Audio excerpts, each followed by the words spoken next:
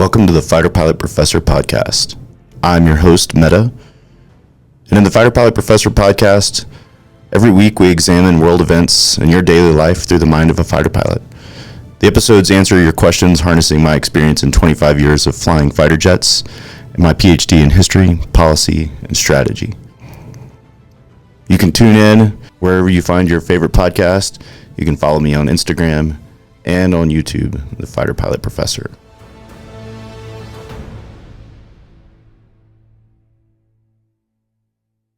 All right, welcome to the Fighter Pilot Professor. I am your host, Meta. Glad you're here. And today we're going to be talking a little bit about a sort of an extension of what we've talked about recently, which is Iranian ballistic missiles and drones.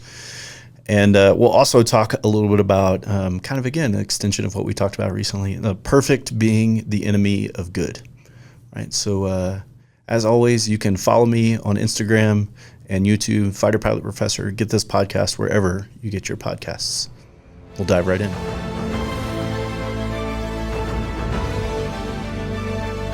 Okay, so recently, obviously, there's been a pretty big escalation in all things that are going on between Iran and Israel, and so I thought I'd talk a little bit about what it is that the Iranians are doing and kind of their capabilities, and I'll talk a little bit about the Israeli missile defense systems as well. So one of the things that happened recently, and even going back to the summer and in previous episodes, we've discussed Iranian and Houthi drones and ballistic missile attacks on Israel and other places. This is an interesting development, in my opinion, right? We've seen drones and one-way attack drones used in the war in Ukraine and all that kind of stuff. But really what we're seeing is sort of like for lack of a better way to put it, a democratization of what used to be the realm of major powers only, right? So like the US and the Soviet Union back in the Cold War were the ones that held the bulk of fancy drones and ballistic missiles and all this kind of stuff, right? China today has a large drone and ballistic missile capability, but the sort of democratization of these sorts of weapons is a little bit different and really has only come into play in the last, we'll say, 10-ish years, last decade or so, a little bit before that, but you get the idea. In the last 10 or 15 years is really where we've seen it. In the first place, we saw there's been drones in war for quite a long time in various different capacities. There've been ballistic missiles, all the way back to World War II. The Germans the Nazis had, the V1 rocket, which was essentially a one-way attack drone, and then the V2 rocket, which was a ballistic missile, right? So going all the way back that far, these kind of tools have existed, but they were expensive to produce. And with obviously the cheapening and distribution of easier access to things like GPS, smaller and lighter and more advanced computing, right? You think about how much power you're carrying around in your iPhone, right? But that's just this tiny little package. It's got GPS. It's got all kinds of fancy, systems in it, right? Same idea here. And we're just seeing this like cheapening technology that's increasingly getting in the hands of, in this case, the Iranians, right? And they're using this technology to build ever smaller and ever more ballistic missiles that have a really large capability. So this particular diagram here is a depiction of Iranian homemade ballistic missiles. Some of the Iranian ballistic missiles originally came from the Soviet Union, but this diagram shows us their sort of homemade ones. And what you can take away from this diagram is that they have a range of missiles that can reach out anywhere from just across the border into places like Saudi Arabia and Iraq, all the way out to essentially the central Mediterranean and up into Turkey. And they're working on getting systems that can go even further than that. And they have a pretty robust arsenal of these systems, right? Depending on when you took count and who's counting, right? A few thousand, sort of at a minimum. And they've also exported this technology to their proxies, right? So the Houthis have some of this technology. They have the smaller, shorter distance versions of these smaller ballistic missiles. And these have a fairly a small payload, but nevertheless, if you can produce them in great numbers, then they can be very lethal, right?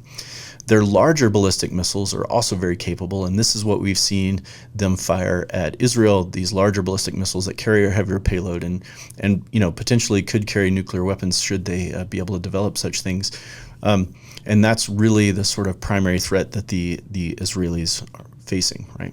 The other threat, and we've talked a little bit about it, is these one-way attack drones, Shahed 136 one-way attack drones. These are basically like, give or take, you can see in this diagram, they're roughly, 10 to 15 feet long and 8 or so feet wide, sort of delta shaped as we call it, and it looks shaped like a triangle, for lack of a better way to put it. And they have about a 50 horsepower motor, and they can carry various things, but usually they're meant to fly on a pre-programmed course using GPS and other things to navigate to their target and explode their small payload, right? These things are obviously sort of the opposite of a ballistic missile. The ballistic missile goes high up into the atmosphere and comes down, hence ballistic. But these are powered all the way to their target. So they, like a little tiny airplane, they cruise all the way to their target and then attack it there, right?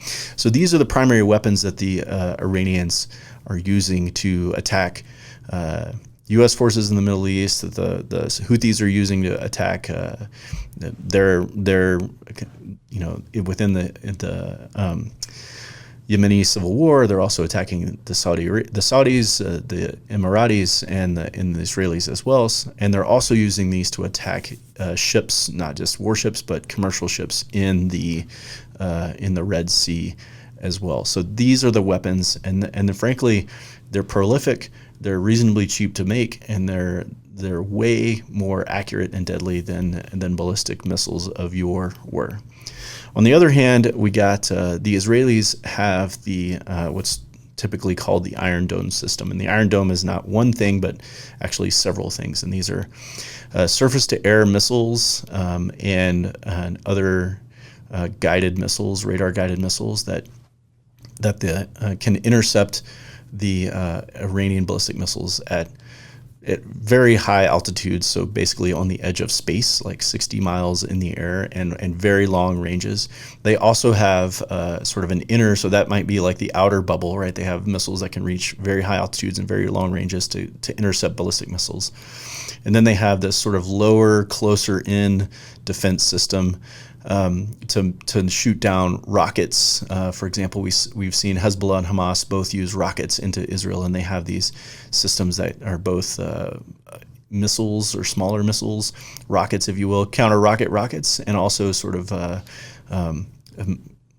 cannons, machine guns, if you will, that shoot down the incoming rocket rounds, mortar rounds, or these small one-way attack drones.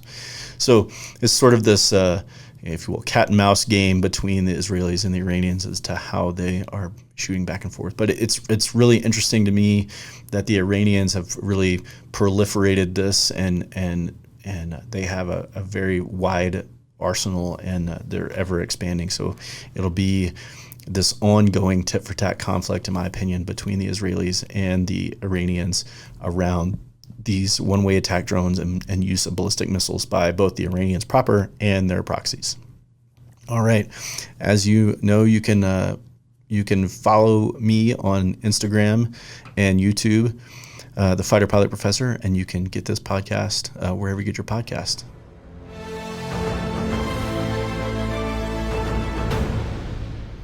Okay, so in previous episodes, we talked about the fast, good, and cheap rule, right? And we've talked a little bit about, doing your best and all kinds of stuff like that in the past. And today I want to talk a little bit about the idea of perfect being the enemy of good, or good enough, right?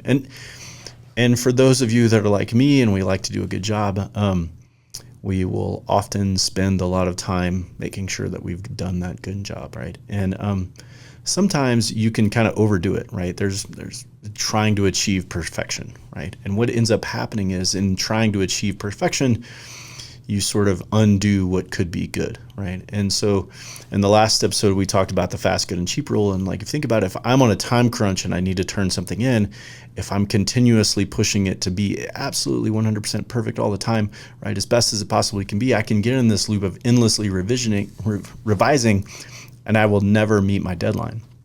Right. So I need to like learn when is it good enough, right? Like, when is this product good enough and it's going to be sufficient for what I'm trying to do, right?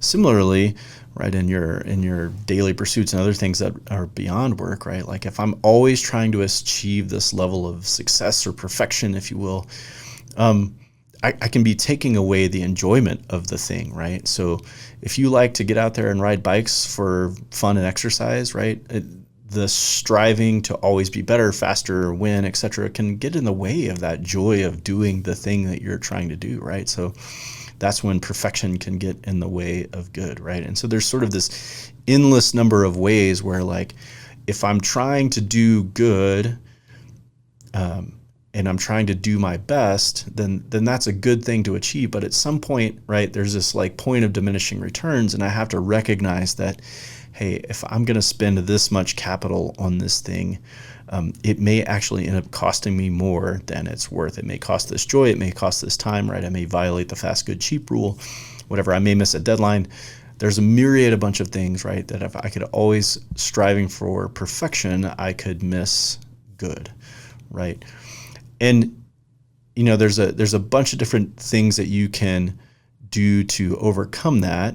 One of the things is obviously like practicing the thing that you're doing, and you'll get better and better, right? The other thing is making sure to give yourself enough time if you can, right? The old fast, good, and cheap rule, right? If I can give myself a little more time, then I can go diligently through my work, and then I can find it completed in a timely fashion, because I have a little bit of time to work on the thing, and that will help me feel more secure about that, right? So usually when I'm pressing perfect over good is when I'm time crushed, right? And so that's typically when these kind of things happen. So if I give myself a little more time, then I may be better off in the end, right? And the other thing you can do, right, is set up some habit patterns, right? Or make things that are a little more executable. If I can do things in a way that sort of are habitual and easily executable for me, then I know I can get a rhythm down on doing a task or whatever it is. And that will help me develop that skill and be good and more proficient at it. And that by extension will make you better. So there's some things that you can do to sort of make good enough. And you don't have to strive for that perfection, right? So I hope that helps. Keep shooting me your questions and topics to discuss. As always, you can follow me on Instagram and YouTube, the Fighter Pilot Professor, and throw your questions up there. Have a good one.